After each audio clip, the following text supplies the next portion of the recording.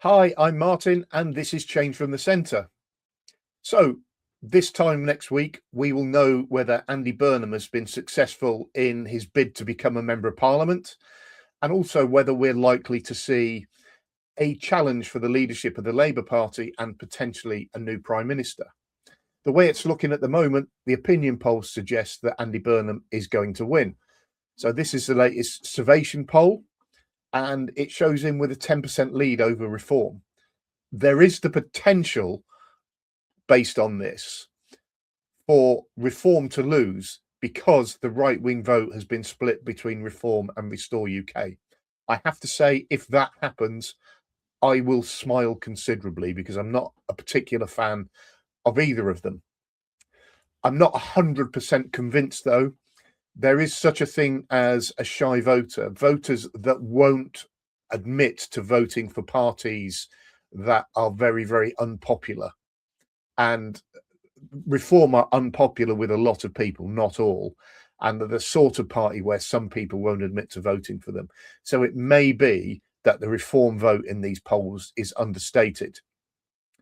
But it's looking like it's a win for Andy Burnham. And given that Andy Burnham is a big advocate for PR, I think we should be pretty happy, to be honest. This is one of his quotes that he's made, and is one of many. And this is him talking about a commitment, a manifesto commitment to a system of PR. And the benefit to him of a manifesto commitment is that you would not have to have a referendum. Whether he will get away with that or not, I don't know. But I think this is really good, and it is probably good news. Irrespective of that, I quite like Andy Burnham. He's a bit left of centre for me, but he's got some radical ideas about changing the way that Westminster funds infrastructure projects, as an example. And I would recommend anybody to read the book that he did with Steve Rotherham called Head North, which talked about all this stuff. It's a really, really good read. But if all he does is come in as Prime Minister and commit to a commission on proportional representation, is he missing a trick? So let's be clear. If Andy Burnham as Prime Minister came forward at a general election with PR at the front and centre of his campaign, that would be a great thing. One of the things it would do is, win or lose, it would make sure that proportional representation is absolutely front and centre of people's thinking, and the issue would not go away. And even if he lost, it would mean that inevitably proportional representation is going to come.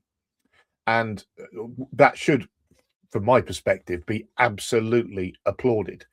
I also suspect that he would win a general election because the case for PR is pretty strong. And I suspect it would really, really boost turnout. And that's something we desperately need to deal with, because turnout at our elections is pretty dire. 59% of people turning out in a general election is simply not good enough. This is a little bit skewed because countries like Australia have compulsory voting and Belgium do, with different levels of enforcement, to be fair.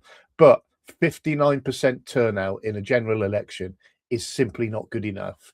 And part of the reason for that, and I've talked about this before, is that proportional representation, the lack of proportional representation, means that people don't feel like their vote counts.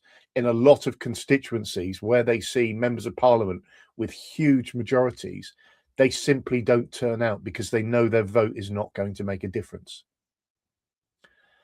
However, proportional representation is only part of our problem.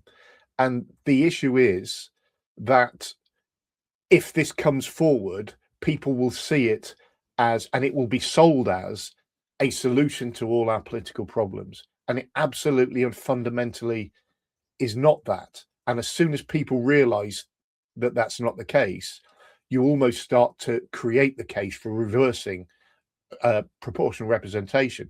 And if it comes, it has to stay. The other thing is, other political leaders, when they realise he's on a winner with this, will start to pick up on the fact that there is something in it and start to sell the solutions to our politics, like changing our political system and changing the way politics fundamentally works.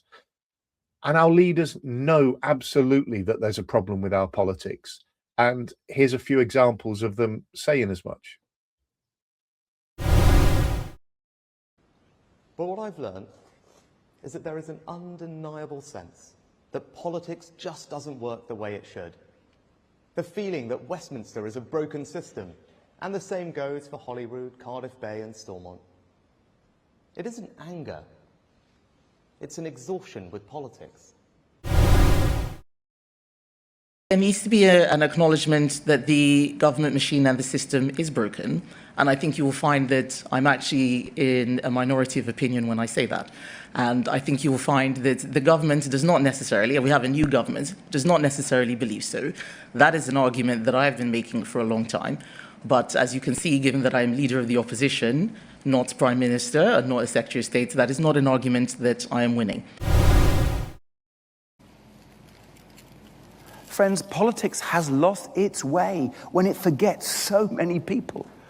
When all it does is try to divide us, look for the worst in people. It has to be said that I also believe Keir Starmer, to a lesser extent, is awake to the fact that our political system is broken. I think he's less of a radical thinker, and I think his first few years as Prime Minister have probably shown that. But here's a quote from him from his first speech to the House of Commons as Prime Minister.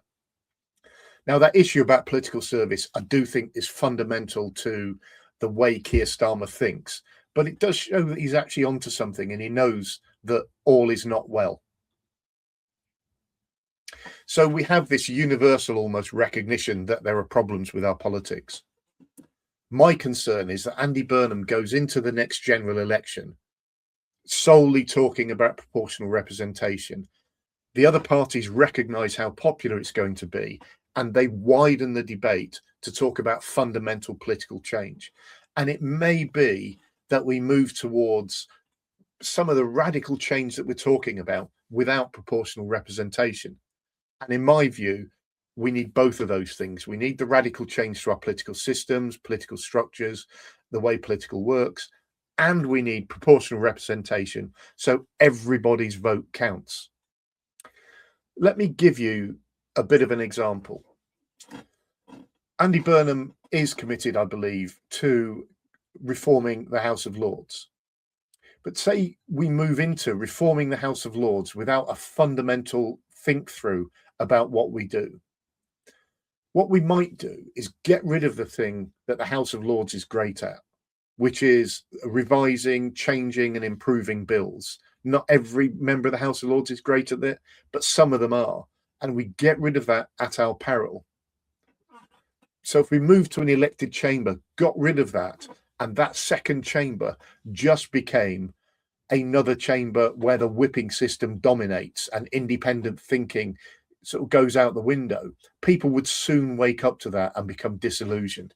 And they would probably, possibly blame proportional representation for it. But there are other things that must be brought into the debate as well. It's not just a revise of the House of Lords. How would we make devolution work? Would Andy Burnham move to elected second chambers? And if he does, would he give them additional powers? What additional powers would he give them? Now, for me, that needs thinking through properly. Also, how would we move towards a written constitution if that's something that people want? And I mean leading politicians. And I do fundamentally believe that that is needed. All those things need thinking through.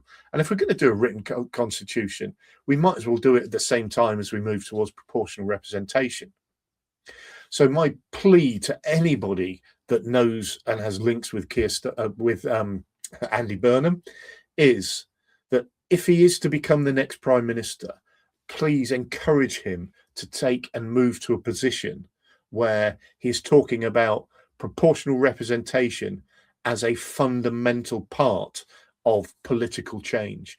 and that when he does do some sort of national commission looking at PR, he widens it and looks at our whole political system. So he can go into a general election talking about all of the change we need, and we can have a proper political debate about who would deliver that change better and how. I think that would be a fantastic general election. I think it would certainly drive up voter turnout. But also, it would make the change that is needed much, much closer, rather than just make it a general election focused on PR. I hope that all made sense to you.